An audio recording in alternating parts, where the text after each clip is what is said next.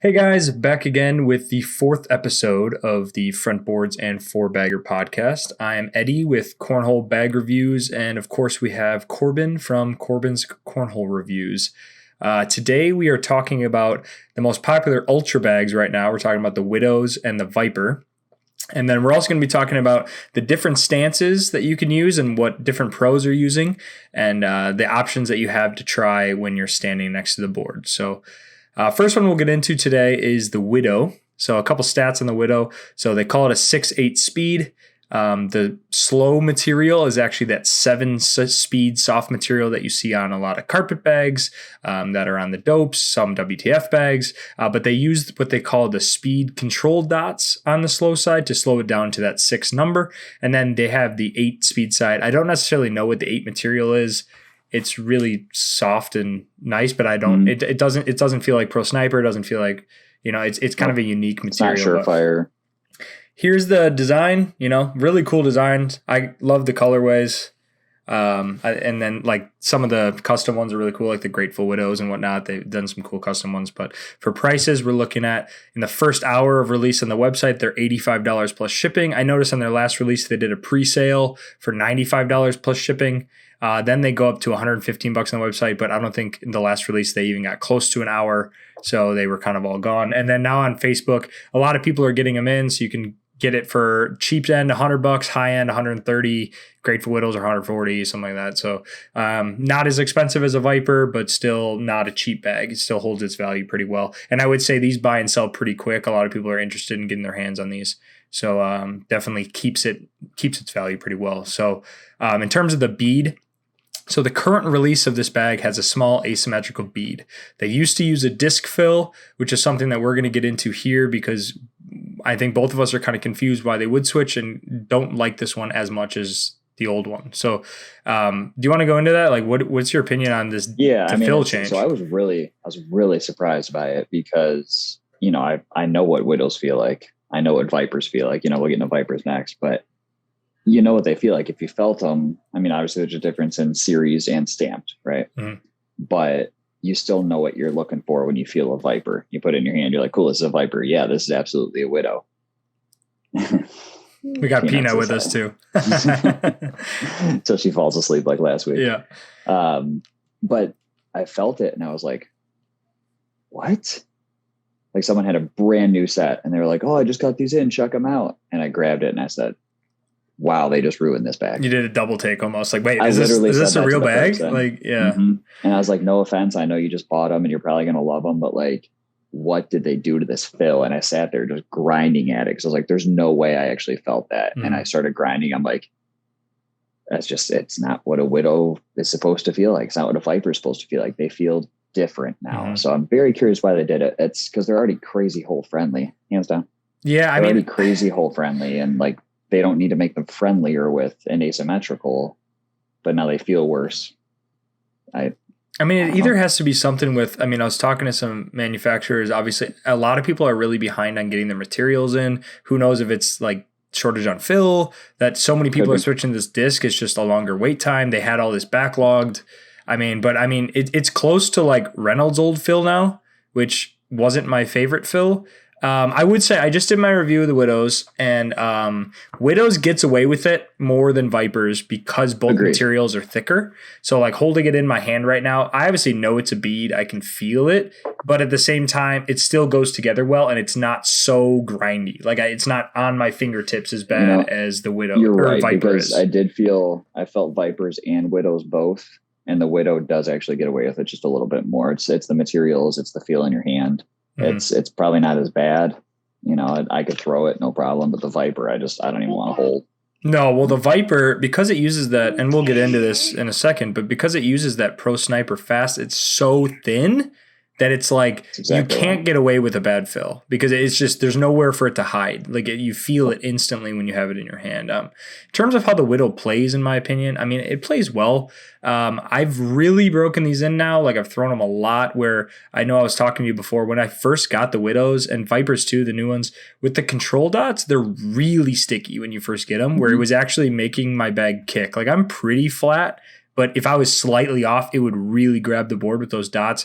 Now that it's getting more in, it's a little better. But when I did my speed test, my board lift test, the slow and the fast were really close. Like it wasn't a vast difference anymore now that these dots are wearing down, because it's basically a 7 material with the dots on it. So if you wear the dots down, you got a 7/8 bag, right? Which is getting into that tighter window of, speeds.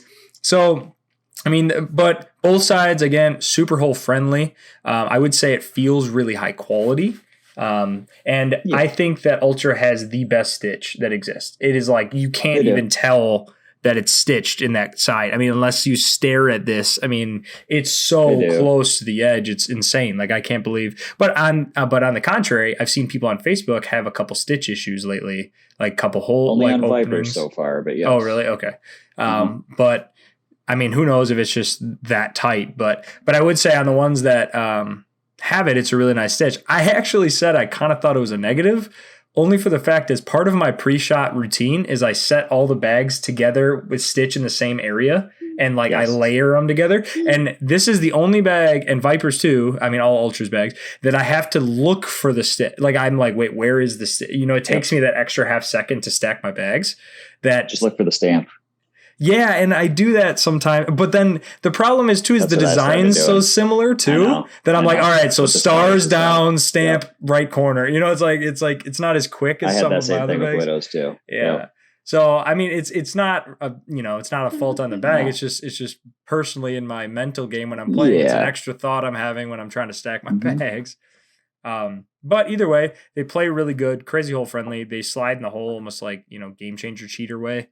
Where they just, they slide back in the whole toilet bowl if you need them to. Even the Widows do it. I know everyone knows Vipers are like that. Widows are really close behind it. They're still right there. Yeah, and I think a lot of people that throw Ultra bags go Widow or Widow B maybe or Viper C, but Widow into Viper as the conditions change, kind of like people do the Surefire into Pro Sniper transition.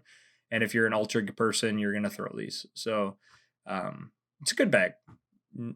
It's absolutely a good bag. I've thrown couple different versions of them, different, I'm not going to say vintages, but different releases, whatever, the Twilight camo ones, the blue camo ones, I've thrown those. I've thrown the newer stamped ones. I've thrown the old gray with orange web ones. I have not thrown any series Widows yet. I would be curious to try those out because I have thrown series Vipers, but I haven't thrown series Widows. So I'm curious how those throw. But overall, I mean, if someone comes to the board and they're throwing Widows, I kind of do oh crap. Yeah. Because there's a pretty good chance that they're throwers and they're going to be sticking them in the hole, because there's not a ton of people that throw Widows very much anymore. No. And I'm not sure why, because it is a really, really solid bag. But to your point with the control dots, I mean, Kylie, they work well. And some people say, oh, they'll totally wear off. What's the point of them? I've never seen them totally wear off. They just they become less sticky. I mean, it just becomes a more slippery kind of material on there when they get dirty and stuff, but they do what you want. I would like something a little slower on the slow side. Yeah. But not Widow B slower. Yeah. So I want to say they're coming out with the Widow X, which is Widow fast side with Widow B slow side with no dots. That'd be nice. Because I would say like a 5.8, Yeah, and I mean, everyone's coming out with a 5.8, but it's because it's for money. Good reason, I know. But I would say the fast side without the dots, crazy forgiving, does not kick at all. It goes really straight up the board, but it's really fast. Yeah, very fast. It's stupid fast. It gets away from you so quickly. But if you get a little bit more humid, I think the Widow's just as fun to throw as the Viper. I think it's just as hole friendly as the Viper. Now, did you notice any clogging issues with your Widows before they were fully broken in? Before they were fully broken in, yes. When I did the review, I didn't do any chemical break-in at any point. I just threw them, and I didn't know. I bought them from a guy who said he just threw them, so I was like, I'm just going to throw them. I did notice at the beginning they were kicking a lot more, and they were a little less hole friendly. Since I finally got them to, I mean, they're not, and they don't get crazy floppy. But I mean, mine aren't super floppy yet. But I mean, they just create a really nice handhold. Just got to show your new hat. Oh, the full SW squat. Oh yeah, we got the SW squad. But going back to what you said real quick They're about, good bags. going back to what you said real quick about series 2 is I want, I said this in my review too, is make sure when you're buying widows, if you want widows, you know which widows you're getting, because in the bottom left corner, when we say series 1 has a Roman numeral 1, series 2 has a Roman numeral 2, series 3 is blank with no stamp, and then they got into their stamped bags. They're 2020 stamped, and now they're 2021 stamped. 2020 stamped have the disc fill, 2021 have the bead fill, and then the series are slightly different materials. So it's all widow. They're all different in slight capacities. So make sure you kind of know what you're looking for in that facet and know the differences before you're just shelling out money. And same thing with the Vipers. Series widows sell for more. So if you see someone selling widows for X amount of dollars, that's not the stamped 2021 widows we're talking about. They're very different, and they're limited release from the past. So that's kind of why you're seeing a lot of differences. And it's the same thing with Viper, which we'll get into here in a sec. So stats on Viper, 7.9. They use the control dots on the slow side as well. The fast side, like I said, is that pro sniper thin fast side. 7 side is kind of a reverse of the Widow slow with dots. It's like an 8 speed with dots. Still a very soft, nice material, but very quick. Obviously, you're not throwing this bag when it's dry. I mean, you could, but it's more difficult to throw when it's dry. Again, like we said, the current Vipers have that small asymmetrical bead they switched to. They used to have the disc, which is why, you're seeing, and a ton of people just got Vipers in on the Facebook page. There's tons of people selling them right now. Just know that the 2021s have that bead fill, which I personally think feels... 22s, yeah. Which I personally think feel a lot worse. And then there's series Vipers, which have a completely different fast side material, actually. And so the very different bags, but price point for the newer ones, you're looking at like 140 to 160 on Facebook ish is kind of what I'm seeing them at. They did a $125 pre-sale and then $85 in the first hour. Their entire website crashed within like 20 seconds of opening.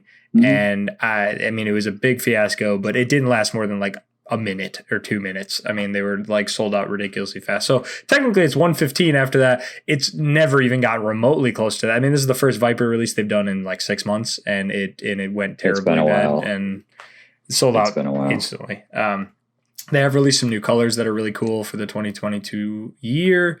Neither of us have Vipers on us currently, but they basically have a snake on the bag like you would think a Viper would be. So what is your opinion on a Viper? I'm sure you've played with and against a Viper plenty of times. Yeah, more against than with, actually. I don't think I've actually ever thrown Vipers in a blind draw or anything like that. It's just not my speed. Yeah. Vipers are a good bag. I don't necessarily hate them. It's one of those bags that when someone walks up to the board with them, I know that I'm pulling out a slower bag because I'm going to block them because they want to go for the hole. Correct. Because they're good at it. Now, they're a very, very good bag. And just my personal preference, I think you would probably agree with this. This goes with Widows as well. I would rather throw the 2021 stamp versus the 21-22 stamp. Oh, of course. Because of that fill. The colors are a little cooler on the 22s, but they don't feel as nice. So I think it's a nicer bag, and they kind of made a little step backwards with what they're doing now. But they're solid. People are still going to throw them all the time. Yeah. They get stupid broken in, stupid floppy, makes them insanely hole friendly. They are, to me at least, I don't know how it is out by you, they're very susceptible to humidity. Yeah. I've seen Vipers kick. Yeah. So like I've seen them do weird stuff, when it gets dew on the boards and all that. Vipers, they don't necessarily handle it well, but if you're in a drier condition, the boards are a little bit slow. They are a very, very good bag. Very fast. It's just they're fast. And that's the thing, when we're talking about these fast bags, of course I've thrown them. I've thrown them a lot. I just don't own any because I don't prefer that faster speed. I mean, we saw Cheyenne. There's nothing wrong with them. We saw Cheyenne Renner just throwing them in ACL Pro. I mean, like, my gosh, if you can control a Viper, it goes around anything. I mean, Mm-hmm. it barely needs any part of it in the hole. I know there's a YouTuber that posts like 4-bagger videos and stuff on Instagram, trick shots, and the Washed Up Warrior posts like trick shots with Vipers all the time, and like they'll be like above the hole, and he'll like airmail and it'll like touch the fabric, and you just see it slowly like trickle down. I mean, they're just crazy fast if you can control them. To your point about the 2021, 2022 with the bead change, I think it's borderline bad in my hand. In terms of like Reynolds freedom level of, I don't enjoy to hold them. I prefer the freedom.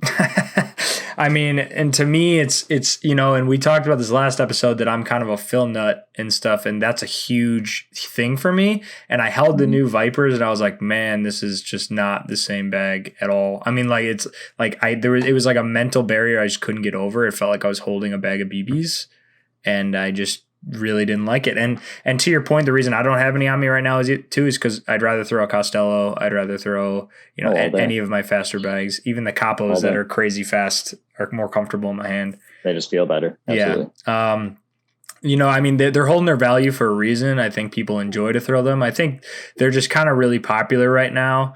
I think you're going to keep seeing them on the sales page. Just because of what we're saying. I don't think these ones are going to be as popular as the last ones. Definitely not as popular as the series Vipers, because talking to some people that before they had a slightly different fast side material in the series Vipers that felt a little more cornhole scenario cat-like, which is kind of why they're really sought after and really expensive. There's not a lot out there too, and it's a Viper. So, I mean, that's why you see those for... They do feel good though. I've thrown them and like, they are a completely different bag than stamped Vipers. And people are like, oh, stamped Vipers are trash. Like, I wouldn't go that far. No. I think stamped Vipers are just fine, but the series feel way different and they play really, really nice. Yeah. I mean, and there's always going to be, that's the thing with, talking to people, they're trying to get all these materials in, they're trying to get all these fills in, they're trying to fill all these orders. Eventually they're going to have to try something new or they're going to run out, or maybe the with COVID stuff, everything manufacturing is slowed down in terms of product. Who knows what has happened that caused them to have to change. I'm not blaming them for having to change, especially if they were in a position that they had to produce bags and they physically couldn't get the same materials in the fill that they had before. I'm just saying with that material fill combo, which we went over in our first couple of podcasts, that combo just is not really working for me for the new ones. On the Vipers. But at the end of the day, crazy fast bag, crazy hole friendly bag. There's people around me that throw it. If you can start to control it, they do really unfair things. They do. And like you said, they get really floppy to the point that they're almost, you barely need anything in the hole and they go in. But I like what you said about they're purely a go for the whole bag. You throw a block up on them. You can block with them if the boards are slow enough, but it's not a hard block to get through. No. That's like, I don't even change my throw. I just looked at fast side and just lofted in there and it's still going right through it. Sure. I don't have to push hard at it whatsoever. Mm-hmm. But I think they're going to stay popular. I don't think the price is going to change too much. They're not going anywhere. No. And especially with how slow the releases are currently from Ultra, I don't see the second market prices coming down much. The prices on their website are pretty fair with that, 185 to 110 or something. Very very to everybody else at this point, but just the slow production. And I know people that got their orders in on 8.5 that were saying they're still waiting on their, shipments. So it's just slower production. So that's why we're seeing the prices go a little bit higher, but all in all, both good bags. Can understand why people use them. So we're going to transition into stances. So obviously, in cornhole, you need to stand a certain way or step a certain way, but a lot of people just kind of stand in front of the board or don't necessarily think about it. And there's actually a very big difference between standing still and stepping with the left foot forward or the right foot forward, or as we'll say in this, our throwing side or our opposite side, because there are, if you're a lefty, it's different. For you lefties out there. Yes. But we'll start with probably the least common, which is stepping with your throwing side foot. So if you're right-handed, that means stepping with your right foot forward. There's a couple pros that do this, Cameron Belvin and Sam Finley, who are both very, very good and both made pro shootout, like top 10 in the world.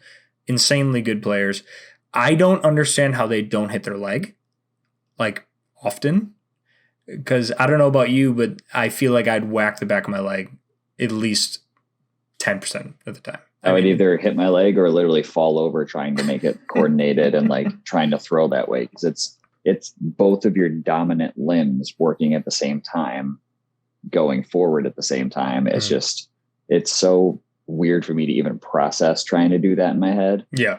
That I don't know how they do it. I mean, you see like, they both actually, now that I think about it, they both kind of do a big swing. They do. Like Sam Finley really whips around. She really goes into it, you know? So I wonder if that's why, because they really have to avoid their legs. They kind of whip around and they have to get into the right angle each time, you know, clearing their body and then throwing. So it's a very awkward throw to watch.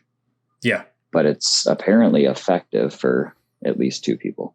I mean, and again, we're going to have so many pro examples in every one of these categories that every stance works in terms of if it's comfortable for you and you're consistent with it, it can work.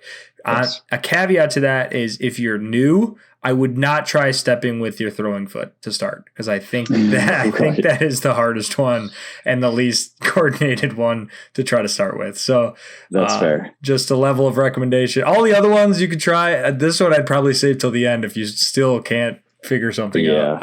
I would too.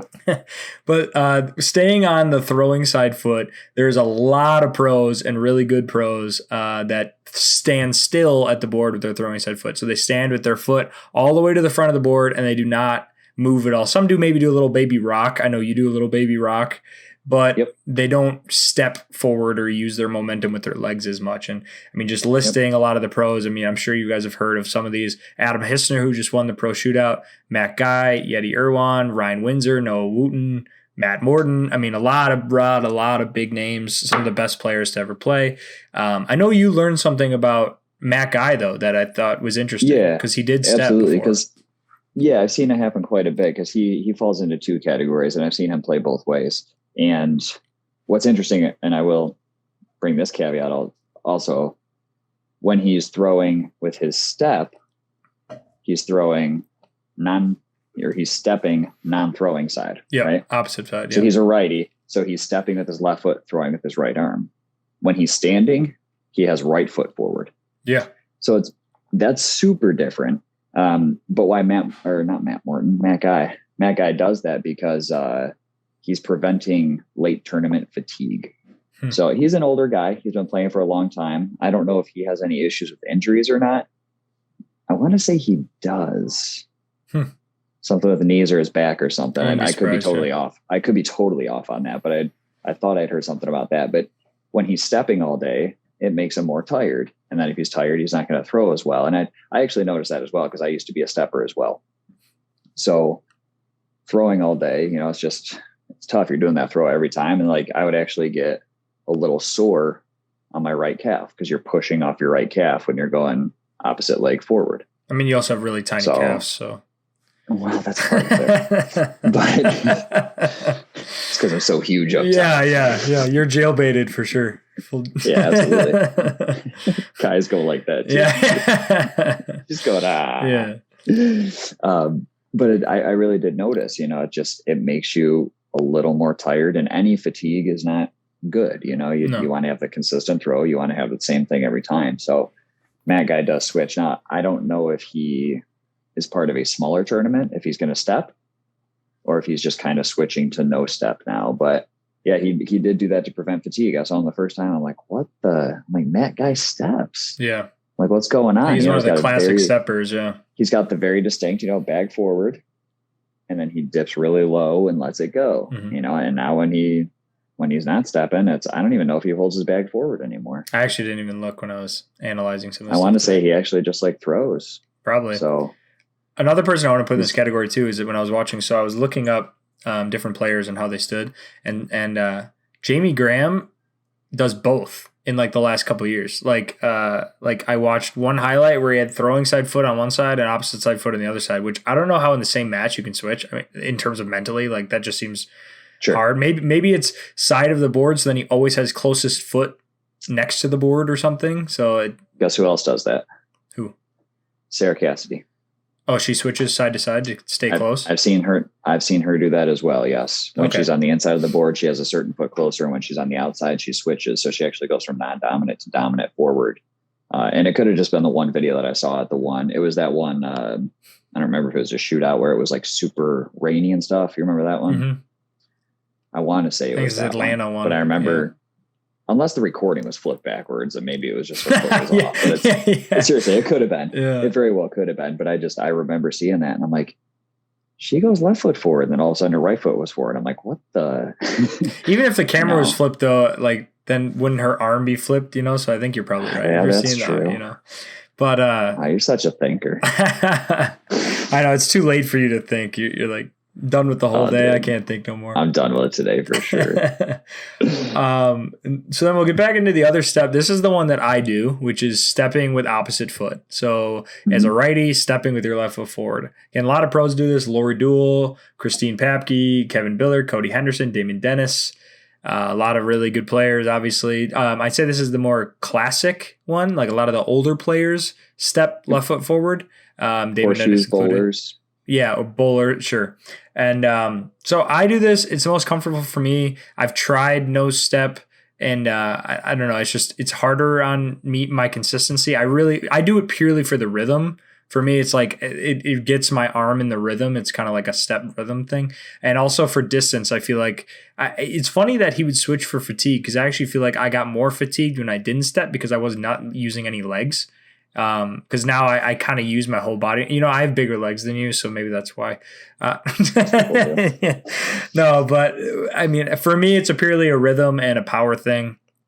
Again, it if it works for you, it works for you. I would say one negative or things to be careful with doing the step as someone who does it and has taught other people and watched is make sure that you're stepping with your toe directly at the hole. Because a lot of people will step straight. Like if you're on the right side of the board and shooting left and you step straight, you're going to miss right, or you're going to have to come all the way across your body. So if you are stepping, make sure to line your body up in your step to stepping at the hole or the middle of the board, because it's going to give you bad habits, or you're not going to get consistent. Because if you're throwing on the other side directly next to the board and you switch around, that a lot of people that line up or stand still, they can just line their foot up, their body up, and they're good to go. But if you're stepping, I've noticed that you really got to make sure to stay consistent with where you're pointing and aiming, because it's very easy to get off when you're stepping and not think about it and then wonder why you're suddenly 6 inches right every throw. Yeah, that's a good point. So you used to step. So in terms of what made you transition, and what have you noticed pros and cons from leaving stepping? What made me transition is sitting on my lap right now. Sure. I kid you not. I'm dead serious. So I was playing one night with a coworker. We worked an outage, and he was like talking about bags or whatever. I was like, man, I love playing bags. And he's like, cool, we should play. I'm like, all right, come over after work, let's play. Hang on, please. And he came over and he was playing, and I was stepping, I was throwing, I was doing my thing. And I had messed with it a couple times with not stepping just to see, and it never felt right. Nothing felt right when I did it. Like you were saying, like I couldn't get any power. I could not figure out which foot I wanted forward. Everything just felt awkward. Right. So I was playing, and Kai would not leave my side. She's normally pretty good about staying a couple feet away or staying behind or like directly in front of the board or whatever, She would not stay off my side, and I don't know why. And she kept standing there. I'm like, you know what? Whatever, you can stand right on my side. And I let her stand right next to my side, and I stopped stepping. I was like, let's just try this. Put my left foot forward and just started throwing. And all of a sudden I'm like, wow, those are like actually a lot more consistent. It became consistent for me as in like, I'm not shooting as many off the back anymore. Sure. And that's because I'm not putting body into it, but it was literally just that night. And I want to say that was a Monday night. I played a regional on Sunday, and I didn't step. So when you're not stepping, do you keep all your weight forward and throw? No. So I rock. Yeah, I know you rock. I'm just right. Because I've tried it where like I kind of have all my weight forward, and my front leg actually gets tired because I have so much, like it's all kind of sitting on that front leg. And that's why I rock, because I didn't want to have like a crazy drastic difference in my stance. Sure. I still go, my right foot back, left foot forward. And you'll see it. I have my right foot vertical, and I rock back on it. lift my left foot up, and then I fling it. So it just, to me, it's like a hybrid step almost. Sure. I'm not actually stepping, but I'm still getting the pendulum motion that I'm used to keep my rhythm. Sure. I'm not just going James Baldwin and just flicking from the wrist, just standing there or flicking from his pocket, because that's what he does. You see that dude throw, he doesn't have a backswing. He just shoots that bag right from his pocket. Mm-hmm. So the rock helped me a lot. And I know Jordan Power throws that way as well, but he goes right foot forward instead. So that's a little different, but it's something about it. And it just kind of clicked for me. My airmails got more consistent. Just it's one of those, like, I always heard people say less moving parts is better. Yeah. Right. Obviously. It's less things that can go wrong. And I was always like, I throw just fine with all my moving parts. It's kind of where I'm at. And at the time I was, and I'm not saying that if you go from stepping to not stepping, you're just immediately going to get better. Don't get me wrong. Practice with what you like and practice with what you're comfortable with. But once I got comfortable with the no step and started doing a little bit different stuff, I was like, oh, I got a little more finesse into the game, because you're not taking that big step. You're not worried about other stuff. It's just that little step and then the throw forward. Sure. And I have noticed I will do like the Frank Modlin follow through. I do that on pushes. I've noticed if I go for a big push. If I'm going on a hard push, that's how I still get my extra power out of it. And that was the big thing that I had to get used to without stepping at first, was my pushes did not have power because I wasn't doing them correctly. Sure. But once you get used to that throw and getting your body into it from not moving, you can still push just fine. But I see Noah Wooten step over sometimes on hard pushes. Yeah, and airmails. He stands too. just still. Airmails and airmails. Mm-hmm. Yep. Some of those guys kind of do like a fadeaway. They shoot the airmail and they like roll off to the side. I've seen Trey do that quite a bit. Jimmy McGuffin, who just shoots it and knows it's in, so he just grabs his next bag. He doesn't even watch it. That dude's ridiculous. Just bonk, it's whatever. Insane. Bonk. But going into the Frank Modlin, so he does the last one we haven't talked about, which is standing still with the left foot forward, which is the one that you do. Frank Modlin does it. Cheyenne Renner does it. Eric Davis, Brett Guy, Jimmy Graham, all top 10 in the world players. I'd say a lot of the best. I would say there's a bigger chunk of the top players at the standing still categories currently than the step categories. I think a lot of the new up-and-comers are all stepping, and a lot more are doing butterfly grip, which we can get into grips. But there's a lot of changes coming in the ACL in terms of more players have different kind of shot types and cuts and flops, and standing still is one of them. I think a lot of the young guys stand still. You don't see a lot of steppers that are, under the age of whatever number you want to pick. So, So I know we kind of just talked a little bit about you doing it. Obviously, the left foot forward, the same thing as with the step with the throwing foot. Left foot forward to me makes more sense in terms of you're not going to hit your leg. You have a little bit more clearance. It's easier to get across your body, in my opinion. I know that's probably why you have left foot forward. Plus, it was an easier transition from the step to just having the same foot forward. Yeah. But very similar. Obviously, it's the same thing standing still. You did talk about Modlin with the overstep. So I know you said he was having hip issues, or that's what I think it was. He had a hip surgery or a knee surgery or maybe some injury. I remember I heard that he did have an injury of some sort.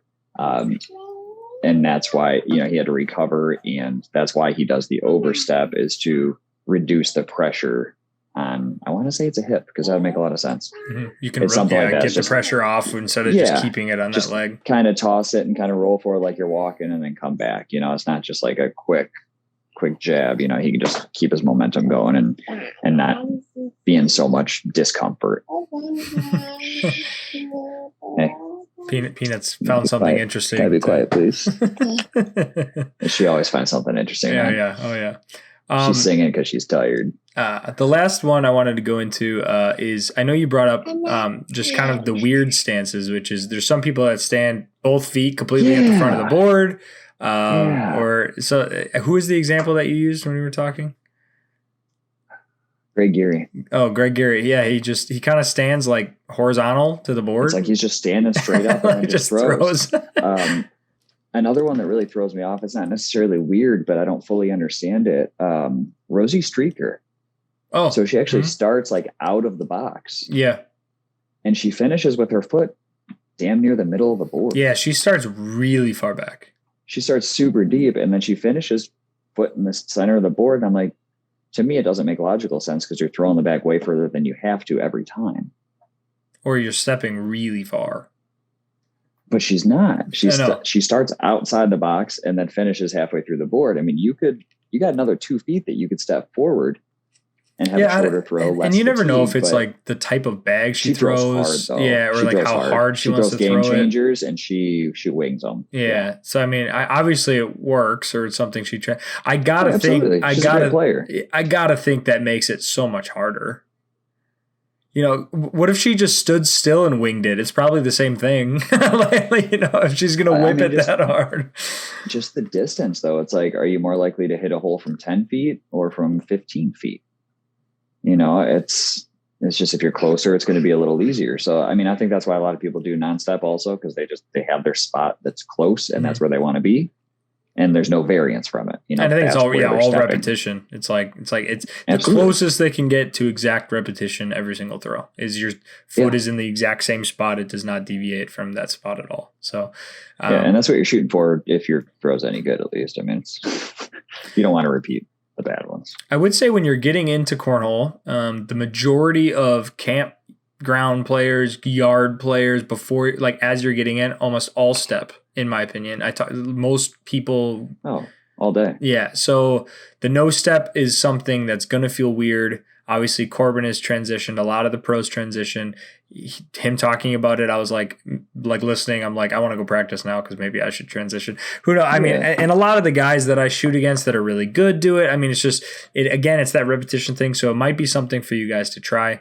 Definitely keep it in your options, especially if you're just learning. Try everything, because before you have this thing ingrained in your head or something you're used to, try something. Who knows, maybe this is easier for you or something that you find that consistency. I would say power is the biggest thing to learn in terms of your distances are going to change because you're not using as much of that stepping power. But if you can learn to, and maybe it's a rock, maybe I need to do a rock, something where it's like a partial change to get myself used to that. So, but definitely a lot of good options. And obviously all of these work because there's top 20 players in the world that all do all of them. So I was just going to say, there's no right or wrong. I don't want somebody that's watching to think that, oh, I'm a stepper, so everyone's going to look at me like a beginner. No, not at all. There's nothing like that. There's a kid I shoot with. I mean, he's young too. I think he's 18. He's a stepper and he will destroy me. So there's no right or wrong stance. There's no, we'll get into these later, no right or wrong grip.